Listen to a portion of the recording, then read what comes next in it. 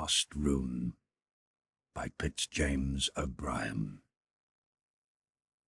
It was oppressively warm. The sun had long disappeared, but seemed to have left its vital spirit of heat behind it. The air arrested. The leaves of the acacia trees that have shrouded my windows hung plum-like on the delicate stalks. The smoke of my cigar scarce rose above my head, but hung about me in a pale blue cloud, which I had to dissipate with a languid wave of my hand. My shirt was open at the throat, and my chest heaved laboriously in the effort to catch some breaths of fresher air. The very noises of the city seemed to be wrapped in slumber, and the shrilling of the mosquitoes were the only sounds that broke the stillness. As I lay, with my feet elevated on the back of a chair, wrapped in that peculiar frame of mind in which thought assumes a species of lepless motion, the strange fancy seized me of making a languid inventory of the principal articles of furniture in my room. It was a task well suited to the mood in which I found myself. Their forms were duskily defined in the dim twilight that floated shadowily through the chamber. It was no labor to note and particularize each, and from the place where I sat, I could command a view of all my possessions without even turning my head. There was imprimus that ghostly lithograph by Kalamic. It was a mere black spot on the white wall, but my inner vision scrutinized every detail of the picture. A wild, desolate midnight heat, with a spectral oak tree in the center of the foreground. The wind blows fiercely, and the jagged branches, clothed scantily with ill-grown leaves, are swept to the left continually by its giant force. A formless rack of clouds streams across the awful sky, and the rain sweeps almost parallel with the horizon. Beyond, the heat stretches off into endless blackness, in the extreme of which either fancy or art has conjured up some undefinable shapes that seem riding into space. At the base of the huge oak stands a shrouded figure. His mantle is wound by the blast in tight folds around his form, and the long cock's feather in his hat is blown upright, till it seems as if it stood on end with fear. His features are not visible, for he has grasped his cloak with both hands and drawn it from either side across his face. The picture is seemingly objectless. It tells no tale, but there is a weird power about it that haunts one, and it was for that I bought it. Next to the picture comes the round blot that hangs below it, which I know to be a smoking cap. It has my coat of arms embroidered on the front, and for that reason I never wear it, though when properly arranged on my head, with its long blue silken tassel hanging down by my cheek, I believe it becomes me well. I remember the time when it was in the course of manufacture. I remember the tiny little hands that pushed the coloured silk so nimbly through the top that was stretched on the embroidery frame. The vast trouble I was put to get a coloured copy of my armorial bearings for the heraldic work which was to decorate the front of the band. The pursings up of the little mouth, and the contractions of the young forehead, as their possessor plunged into a profound sea of cogitation attaching the way in which the cloud should be represented from which the armed hand that is my crest issues, the heavenly moment when the tiny hands placed it on my head, in a position that I could not bear for more than a few seconds, and I, king-like, immediately assumed my royal prerogative after the coronation, and instantly levied a tax on my only subject, which was, however, not paid unwillingly. Ah, the cap is there, but the embroiderer has fled, for Atropos was severing the web of life above her head, while she was weaving that silken shelter for mine. How uncouthly the huge piano that occupies the corner of the left of the door looms out in the uncertain twilight. I neither play nor sing, yet I own a piano. It is a comfort to me to look at it, and to feel that the music is there, although I am not able to break the spell that binds it. It is pleasant to know that Bellini and Mozart, Cimarosa, Porpora, Gluck, and all such, or at least their souls, sleep in that unwieldy case. There he embalmed, as it were, all operas, sonatas, oratorios, notturnos, marches, songs, and dances that ever climbed into existence through the 4 bars that wall in melody. Once I was entirely repaid for the investment of my funds in that instrument which I never use. Lockita, the composer, came to see me. Of course, his instinct urged him as irresistibly to my piano, as if some magnetic power lay within it compelling him to approach. He tuned it, he played on it, all night long, until the grey and spectral dawn rose out of the depths of the midnight. He sat and played, and I lay smoking by the window listening. Wild, unearthly, and sometimes insufferably painful were the improvisations of Plotita.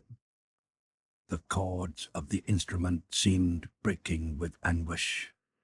Lost soul shrieked in his dismal preludes. The harp heard utterances of spirits in pain that groped at inconceivable distances from anything lovely or harmonious, seemed to rise dimly up out of the waves of sound that gathered under his hands. Melancholy human love wandered out on distant heaths, or beneath dank and gloomy cypresses, murmuring its unanswered sorrow, or hateful gnomes sported and sang in the stagnant swamps, triumphing in unearthly tones over the knight whom they had lured to his den. Such was Blachita's night's entertainment, and when he at length closed the piano and hurried away through the cold morning, he left a memory about the instrument from which I could never escape. Those snowshoes that hung in the space between the mirror and the door recalled Canadian wanderings. A long race through the dense forests over the frozen snow, through whose brittle crust the slender hooves of the caribou that we were pursuing sank at every step, until the poor creature despairingly turned at bay in a small juniper coppice, and we heartlessly shut him down. And I remember how Gabriel, the habitant, and Francois, the half-breed, cut his throat, and how the hot blood rushed out in the torrent over the snowy soil. And I recall the snow cabin that Gabriel built, where we all 3 slept so warmly, and the great fire that glowed at our feet, painting all kinds of demonic shapes on the black screen of forest that lay within, and the deer steaks that we roasted for our breakfast, and the savage drunkenness of Gabriel in the morning, he having been privately drinking out of my brandy glass all the night long. That long, haftless dagger that dangles over the mantelpiece makes my heart swell. I found it when a boy in a hoary old castle in which one of my maternal ancestors once lived. That same ancestor, who, by the way, yet lives in history, was a strange old sea king who dwelt on the extremest point of the southwestern coast of Ireland. He owned the whole of that fertile island called Inniskillen, which directly faces Cape Clear, where between them the Atlantic rolls furiously, forming what the fishermen of the place call the Sound. An awful place in winter is that same Sound. On certain days, no boat can live there for a moment, and Cape Clear is frequently cut off for days from any communication with the mainland. This old sea king, Sir Florence O'Driscoll by name, passed a stormy night. From the summit of his castle he watched the ocean, and when any richly laden vessels, bound from the south to the industrious Galway merchants, hove in sight, Sir Florence hoisted the sails of his galley, and it went hard with him if he did not tow into harbour ship and crew. In this way he lived, not a very honest mode of livelihood, certainly, according to our modern ideas, but quite reconcilable with the morals of his time. As may be supposed, Sir Florence got into trouble. Complaints were laid against him at the English court by the plundered merchants, and the Irish Viking set out for London to plead his own case before good Queen Bess, as she was called. He had one powerful recommendation. He was a marvellously handsome man, not Celtic by descent, but half Spanish, half Danish in blood. He had the great northern stature, with the regular features, flashing eyes, and dark hair of the Iberian race. Of this may account for the fact that his stay at the English court was much longer than was necessary, as also per the tradition which a local historian mentions, and that the English queen evinced a preference for the Irish chieftain of other nature than that usually shown from a monarch to subject. Previous to his departure, Sir Florence had entrusted the care of his property to an Englishman named Hull. During the long absence of the knight, this person managed to ingratiate himself with the local authorities and gained their favour so far that they were willing to support him in almost any scheme. After a protracted stay, Sir Florence, pardoned of all his misdeeds, returned to his home. Home no longer. Hull was in possession, and refused to yield an acre of the lands he had so nefariously acquired. It was no use appealing to the law, for its officers were in the opposition interest. It was no use appealing to the Queen, for she had another lover, and had forgotten the poor Irish knight by this time. And so the Viking passed the best portion of his life in unsuccessful attempts to reclaim his vast estates, and was eventually, in his old age, obliged to content himself with his castle by the sea and the island of Inniskillen, the only spot of which the usurper was unable to deprive him. So this old story of my kinsman's fate looms up out of the darkness that enshrouds that haftless dagger hanging on the wall. It was somewhat after the foregoing fashion that I dreamily made the inventory of my personal property. As I turned my eyes on each object, one after the other, or the places where they lay, for the room was now so dark that it was almost impossible to see with any distinctness. A crowd of memories connected with each rose up before me, and perforce I had to indulge them. So I proceeded but slowly, and at last my cigar shortened to a hot and bitter morsel that I could barely hold between my lips, while it seemed to me that the night grew each moment more insufferably oppressive.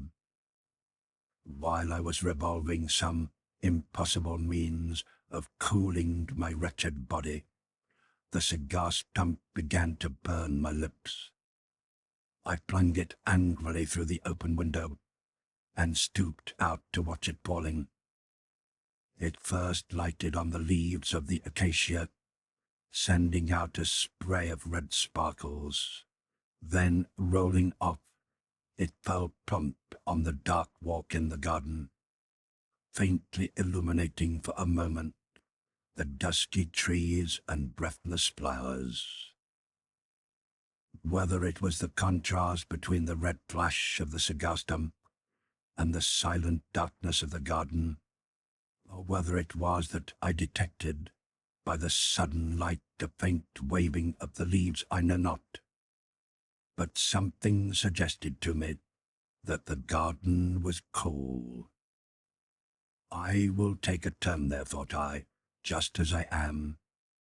It cannot be warmer than this room, and however still the atmosphere, there is always a feeling of liberty and spaciousness in the open air that partially supplies one's wants. With this idea running through my head, I arose, lit another cigar, and passed out into the long, intricate corridors that led to the main staircase. As I crossed the threshold of my room, with what a different feeling I should have passed it, had I known that I was never to set foot in it again. I lived in a very large house, in which I occupied 2 rooms on the 2nd floor. The house was old-fashioned, and all the floors communicated by a huge circular staircase that wound up through the center of the building, while at every landing long, rambling corridors stretched off into mysterious nooks and corners. This palace of mine was very high, and its resources, in the way of crannies and windings, seemed to be interminable. Nothing seemed to stop anywhere. Cul-de-sacs were unknown on the premises. The corridors and passages, like mathematical lines, seemed capable of indefinite extension, and the object of the architect must have been to erect an edifice in which people might go ahead forever. The whole place was gloomy, not so much because it was large, but because an unearthly nakedness seemed to pervade its structure. The staircases, corridors, halls, and vestibules all partook of a desert-like desolation. There was nothing on the walls to break the sombre monotony of those long vistas of shade. No carvings on the wainscoting, no moulded masks peering down from the simply severe cornices, no marble vases on the landings. There was an eminent dreariness and want of light, so rare in an American establishment, all over the abode. It was Hood's haunted house, put in order and newly painted. The servants, too, were shadowy and chary of their visits. Bells rang 3 times before the gloomy chambermaid could be induced to present herself, and the Negro waiter, a ghoul-like looking creature from Congo, obeyed the summons only when one's patience was exhausted or one's want satisfied in some other way. When he did come, one felt sorry that he had not stayed away altogether. So sullen and savage did he appear.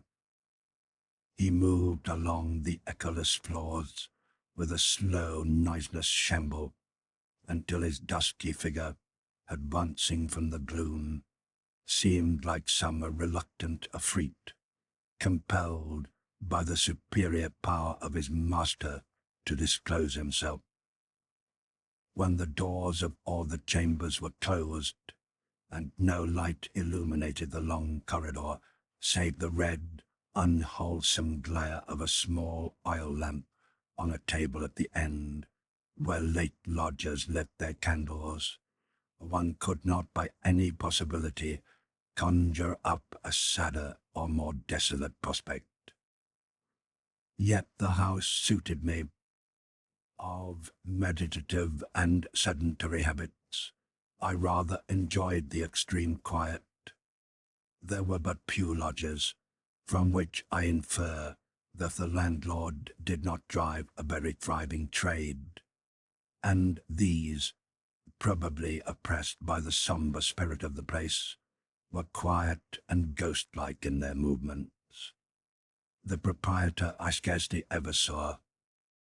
My bills were deposited by unseen hands every month on my table while I was out walking or riding, and my pecuniary response was entrusted to the attendant Afrit. On the whole, when the bustling, wide-awake spirit of New York is taken into consideration, the sombre, half-vivified character of the house in which I lived was an anomaly that no one appreciated better than I who lived there. I felt my way down the wide, dark staircase in my pursuit of zephyrs. The garden, as I entered it, did feel somewhat cooler than my own room, and I puffed my cigar along the dim, cypress-shrouded walks with a sensation of comparative relief. It was very dark. The tall growing flowers that bordered the park were so wrapped in gloom as to present the aspect of solid pyramidal masses, all the details of leaves and blossoms are being buried in an embracing darkness, while the trees had lost all form and seemed like masses of overhanging cloud. It was a place and time to excite the imagination, for in the impenetrable cavities of endless gloom there was room for the most riotous fancies to play at will. I walked and walked, and the echoes of my footsteps on the ungravelled and mossy path suggested a double feeling. I felt alone and yet in company at the same time. The solitariness of the place made itself distinct enough in the stillness, broken alone by the hollow reverberations of my step, while those very reverberations seemed to imbue me with an undefined feeling that I was not alone. I was not, therefore, much startled when I was suddenly accosted from beneath the solid darkness of an immense cypress by a voice saying, "Would you give me a light, sir?" "Certainly," I replied, trying in vain to distinguish the speaker amidst the impenetrable dark. Somebody advanced, and I held out my cigar. All I could gather definitively about the individual that thus accosted me was that he must have been of extremely small stature, for I, who am by no means an overgrown man, had to stoop considerably in handing him my cigar. The vigorous puff that he gave his own lighted up my Havana for a moment, and I fancied that I caught a glimpse of a pale, weird countenance, immersed in a background of long, wild hair, The flash was, however, so momentary that I could not even say certainly whether this was an actual impression or the mere effort of imagination to embody that which the senses had failed to distinguish. "Sir, you are out late," said this unknown to me, as he, with a half-uttered thanks, handed me back my cigar, for which I had to grope in the gloom. "Not later than usual," I replied dryly. You are fond of late wanderings, then?" "That is just as the fancy seizes me." "Do you live here?" "Yes." "Queer house, isn't it?" "I have only found it quiet." "But you will find it queer, take my word for it." This was earnestly uttered, and I felt at the same time a bony finger laid on my arm that cut it sharply like a blunted neck. "I cannot take your word for any such assertion," I replied rudely, shaking off the bony finger with an irrepressible motion of disgust. "No offence, no offence," muttered my unseen companion rapidly, in a strange, subdued voice that would have been shrill had it been madder. "Your being angry does not alter the matter. You'll find it a queer house. Everybody finds it a queer house. Do you know who lived there?" "I never busy myself, sir, about other people's affairs," I answered sharply, for the individual's manner, combined with my utter uncertainty as to his appearance, oppressed me with an irksome longing to be rid of him. You don't? Well, I do. I know what they are. Well. And as he pronounced the three last words, his voice rose with each until with the last it reached a shrill shriek, but echoed horribly among the lonely walks. "Do you know what they eat?" he continued. "No, sir, nor care." "Oh, but you will care. You must care. You shall care. I'll tell you what they are. They are enchanters, they are ghouls, they are cannibals. Did you never remark their eyes, and how they gloated on you when they passed? Did you never remark the food that they served up at your table? Did you never, in the dead of night, hear muffled and unearthly footsteps gliding along the corridors, and stealthy hands turning the handle of your door? Does not some magnetic influence fold itself continually around you when they pass, and send a thrill through spirit and body and a cold shiver that no sunshine will chase away? Oh, you have felt all these things. I know it." The earnest rapidity, the subdued tones, the eagerness of accent with which all this was uttered impressed me most uncomfortably. It really seemed as if I could recall all those weird occurrences and influences of which he spoke, and I shuddered in spite of myself in the midst of that impenetrable darkness that surrounded me. Said I, assuming, without knowing it, a confidential tone. "May I ask how you know of these things?" "And we know them?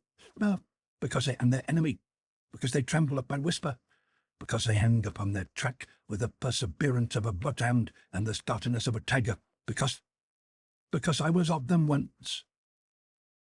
"Right," I cried excitedly, for involuntarily his eager tones had wrought me up to a high pitch of spasmodic nervousness. "Then you mean to say that you—" As I uttered this word, obeying an uncontrollable impulse, I stretched forth my hand in the direction of the speaker and made a blind touch. The tips of my fingers seemed to touch a surface as smooth as glass that glided suddenly from under them. A sharp, angry hiss sounded through the gloom, followed by a whirring noise, as if some projectile passed rapidly by, and the next moment I felt instinctively that I was alone. A most disagreeable sensation instantly assailed me, a prophetic instinct that some terrible misfortune menaced me, an eager and overpowering anxiety to get back to my own room without loss of time. I turned and ran blindly along the dark cypress alley. Every dusky clump of flowers that arose pluckily in the borders, making my heart each moment cease to beat. The echoes of my own footsteps seemed to redouble and assume the sounds of unknown pursuers following fast upon my track. The boughs of lilac bushes and syringas that here and there stretched partly across the walk seemed to have been furnished suddenly with hooked hands that sought to grasp me as I flew by, and each moment I expected to behold some awful and impassable barrier fall right across my track and warm me up forever. At length I reached the wide entrance.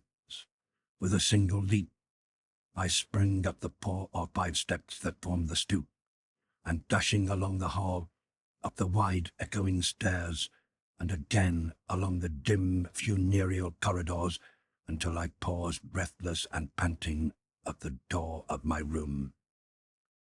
Once so far, I stopped for an instant and leaned heavily against one of the panels, panting lustily after my late rum. I had, however, scarcely rested my whole weight against the door when it suddenly gave way, and I staggered in head foremost. To my utter astonishment, the room that I had left in profound darkness was now a blaze of light. So intense was the illumination that for a few seconds, while the pupils of my eyes were contracting under the sudden change, I saw absolutely nothing save the dazzling glare. This fact in itself, coming on me with such utter suddenness, was sufficient to prolong my confusion, and it was not until after several moments had elapsed that I perceived the room was not alone illuminated, but occupied, and such occupants. Amazement at the scene took such possession of me that I was incapable of either moving or uttering a word. All that I could do was to lean against the wall and stare blankly at the whole business. It might have been a scene out of Fableur, or Gramont's memoirs, or happened in some palace of Minister Foote. Round a large table in the centre of the room, where I had left a student-like litter of books and papers, were seated 6 persons. 3 were men, and 3 were women. The table was heaped with a prodigality of luxuries. Luscious Eastern fruits were piled up in silver filigree vases, through whose meshes their glowing rind shone in the contrasts of 1,000 hues.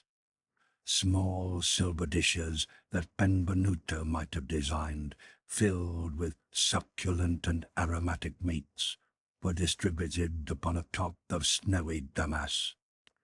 Bottles of every shape, slender ones from the Rhine, stout fellows from Holland, sturdy ones from Spain, and quaint basket-woven flasks from Italy, absolutely littered the board. Drinking glasses of every size and hue filled up the interstices, and the thirsty German flagon stood side by side with the aerial bubbles of Venetian glass that rested so lightly on their thread-like stems. An odour of luxury and sensuality floated through the apartment. The lamps that burned in every vacant spot where room for one could be found seemed to diffuse a subtle incense on the air, and in a large vase that stood on the floor I saw a mass of magnolias, tuberoses, and jasmines grouped together, stifling each other with their honeyed and heavy fragrance. The inhabitants of my room seemed beings well suited to so sensual an atmosphere. The women were strangely beautiful, and all were attired in dresses of the most fantastic devices and brilliant hues. Their figures were round, supple, and elastic, their eyes dark and languishing, their lips full, ripe, and of the richest bloom. The three men wore half masks, so that all I could distinguish were heavy jaws, pointed beards, and brawny throats that rose like massive pillars out of their doublets. All six lay reclining on a Roman couches about the table, drinking down the purple wines in large draughts, and tossing back their heads, and laughing wildly. I stood, I suppose, for some 3 minutes, with my back against the wall, staring vacantly at the bacchanal vision, before any of the revellers appeared to notice my presence. At length, without any expression to indicate whether I had been observed from the beginning or not, 2 of the women arose from their couches, and, approaching, took each a hand and led me to the table. I obeyed their motions mechanically. I sat on a couch between them, as they indicated. I unresistingly permitted them to wind their arms about my neck. "You must drink," said one, pouring out a large glass of red wine. "Here is Clos Vougeot of a rare vintage, and here," pushing a flask of amber-hued wine before me, "here's La Crema Crista." "You must eat," said the other, drawing the silver dishes toward her. "Here are cutlets stewed with olives, and here are spices of a fillet stuffed with Barrul's sweet chestnuts." And as she spoke, she, without waiting for a reply, proceeded to help me. The sight of the food recalled to me the warnings I had received in the garden. This sudden effort of memory restored to me my other faculties of the same instant. I sprang to my feet, thrusting the women from me with each hand. "Demons!" I almost shouted. "I will have none of your accursed food. I know you. You are tenable. You are ghouls. You are enchanters. Begone, I tell you. Leave my room in peace." A shout of laughter from all 6 was the only effect that my passionate speech produced. The men rolled on their couches, and their half-masts quivered with the convulsions of their mirth. The women shrieked and tossed the slender wine-glasses wildly aloft, and turned to me and flung themselves on my bosom, fairly sobbing with laughter. "Yes," I continued, as soon as the noisy mirth had subsided, "yes, I say, leave my room instantly. I will have none of your unnatural orgies here." "His room!" shrieked the woman on my right. "His room!" echoed she on my left. "His room! They calls it a room!" shouted the whole party, as they rolled once more into jocular convulsions. "How know you that it is your room?" said one of the men, who sat opposite to me at them, after the laughter had once more somewhat subsided. "How do I know?" I replied indignantly. "How do I know my own room? How could I mistake it, pray? There's my furniture, my piano." "It calls that a piano?" shouted my neighbours, again in convulsions, as I pointed to the corner where my huge piano, sacred to the memory of Blockita, used to stand. "Oh, yes, it is his room. There is his piano." The peculiar emphasis they laid on the word piano caused me to scrutinize the article I was indicating more thoroughly. Up to this time, though utterly amazed at the entrance of these people into my chamber, and connecting them somewhat with the wild stories I had heard in the garden, I still had a sort of indefinite idea that the whole thing was a masquerading freak got up in my absence, and that the bacchanalian orgy I was witnessing was nothing more than a portion of some elaborate hoax of which I was to be the victim. But when my eyes turned to the corner where I had left a huge and cumbrous piano, I beheld a vast and sombre organ lifting its fluted front to the very ceiling, and convinced myself by a horrid process of memory that it occupied the very spot in which I had left my own instrument. The little self-possession that I had left forsook me. I gazed around me bewildered.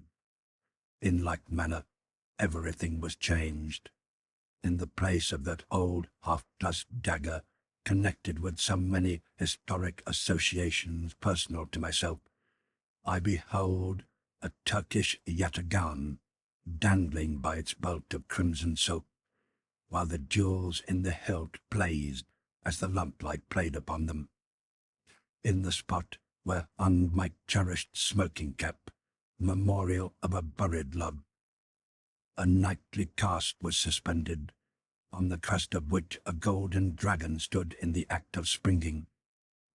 That strange lithograph by Calame was no longer a lithograph, but it seemed to me that the portion of the wall which it had covered, of the exact shape and size, had been cut out, and in place of the picture, a real scene on the same scale and with real actors was distinctly visible. The old oak was there, and the stormy sky was there, but I saw the branches of the oak sway with the tempest, and the clouds dry before the wind.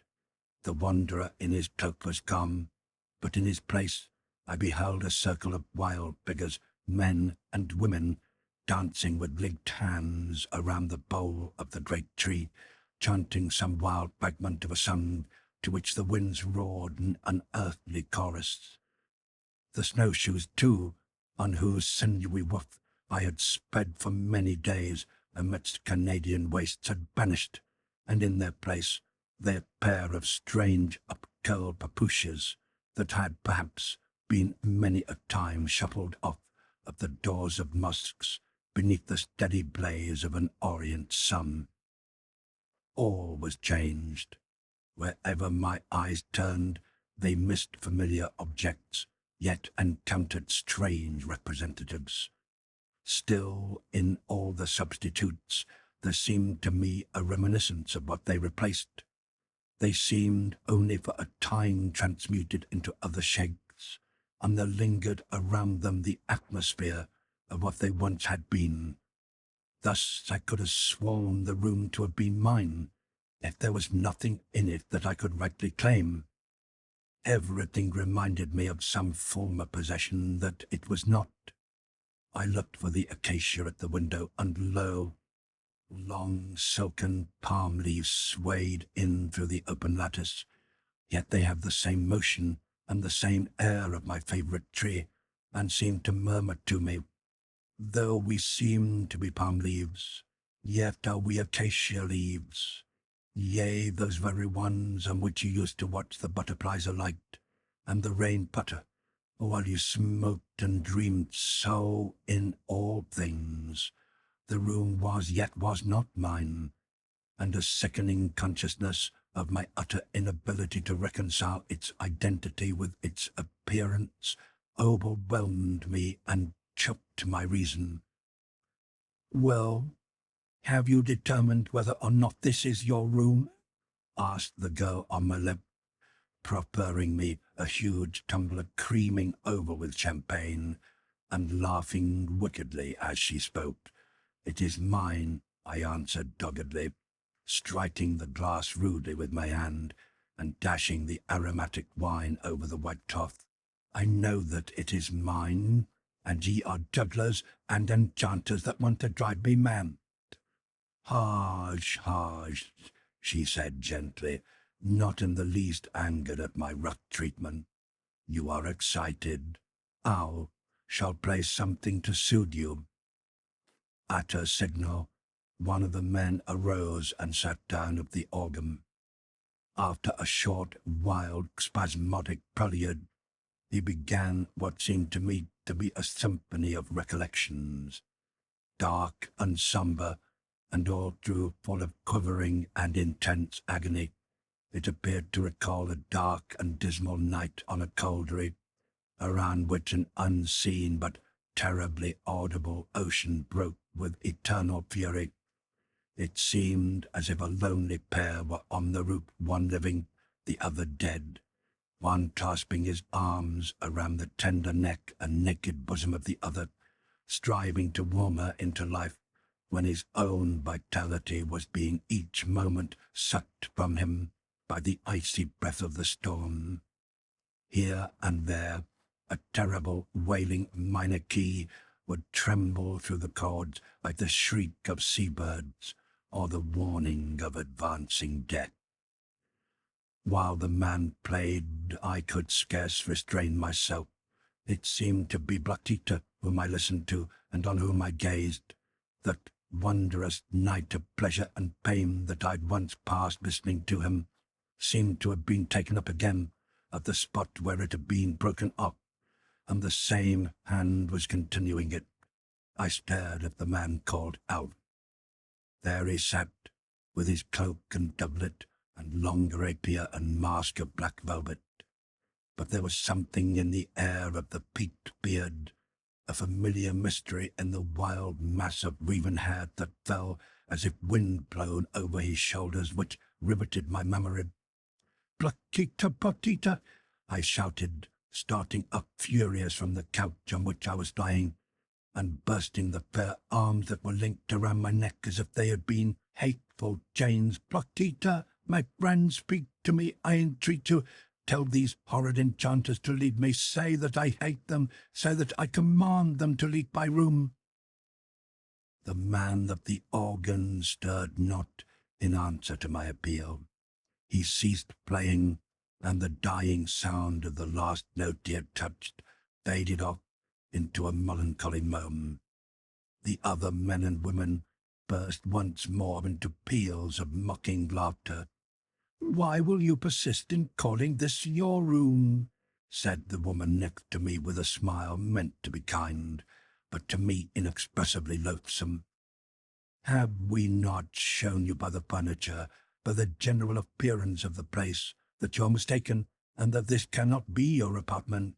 Or rest content then with us. You are welcome here, and need no longer trouble yourself about your room." "Rest content," I answered madly. "Live with ghosts, eat of awful meats, and see awful sights? Never, never. You have cast some enchantment over the place that is disguised, but for all that I know it to be my room. You shall leave it."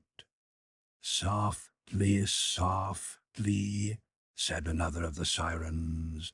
"Let us settle this amicably. This poor gentleman seems obstinate and inclined to make an uproar. No, we do not want an uproar. We love the night and its quiet, and there is no night that we love so well as that on which the moon is coffined in clouds. Is it not so, my brothers?" An awful and sinister smile gleamed on the countenances of her unearthly audience, and seemed to glide visibly from underneath their masks. "Now," she continued, "I have a proposition to make. It would be ridiculous for us to surrender this room simply because this gentleman states that it is his, and yet I feel anxious to gratify, as far as may be fair, his wild assertion of ownership. A room, after all, is not much to us. We can get one easily enough, but still we would be loath to give this apartment up to so imperious a demand. We are willing, however, to risk its loss. That is to say," turning to me, "I propose that we play for the room. If you win, we will immediately surrender it to you just as it stands. If, on the contrary, you lose, You shall bind yourself to depart and never molest us again. Agonized at the over-darkening mysteries that seemed to thicken around me, and despairing of being able to dissipate them by the mere exercise of my own will, I caught almost gladly at the chance thus presented to me. The idea of my loss or my gain scarce entered into my calculations. All I felt was an indefinite knowledge that I might, in the way proposed, regain in an instant that quiet chamber and that peace of mind which I had so strangely been deprived of. "I agree," I cried eagerly. "I agree. Anything to rid myself of such unearthly company." The woman touched a small golden bell that stood near her on the table, and it had scarce ceased to tinkle when a negro dwarf entered with a silver tray on which were dice-boxes and dice. A shudder passed over me as I thought in this stunted African I could trace a resemblance to the ghoul-like black servant to whose attendance I had been accustomed. "Now," said my neighbor, seizing one of the dice-boxes and giving me the other, "the highest wins. Shall I throw first?" I nodded assent. She rattled the dice, and I felt an inexpressible load lifted from my heart as she threw 15. "It is your turn," she said, with a mocking smile. "But before you throw, I repeat the offer I made you before. Live with us. Be one of us. We will initiate you into our mysteries and enjoyments of which you can form no idea unless you experience them. Come, it is not too late yet to change your mind. Be with us." My reply was a fierce oath as I rattled the dice with spasmodic nervousness and flung them on the board.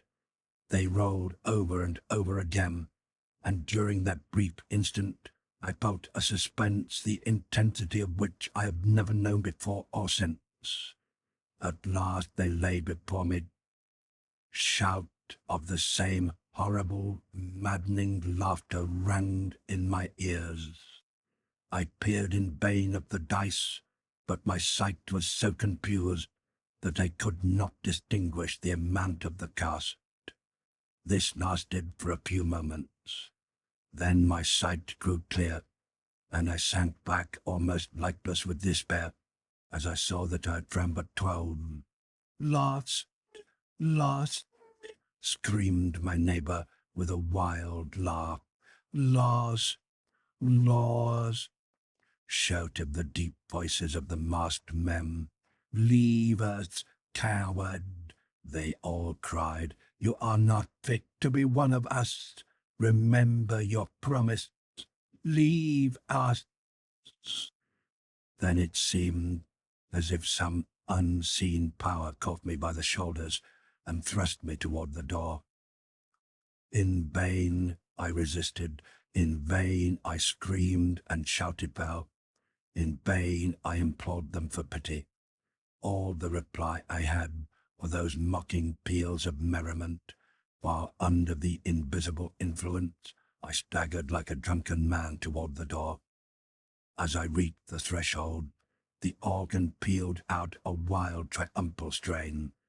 The power that impelled me concentrated itself into one vigorous impulse that sent me blindly staggering out into the echoing corridor, and as the door closed swiftly behind me, I caught one glimpse of the apartment I had left forever.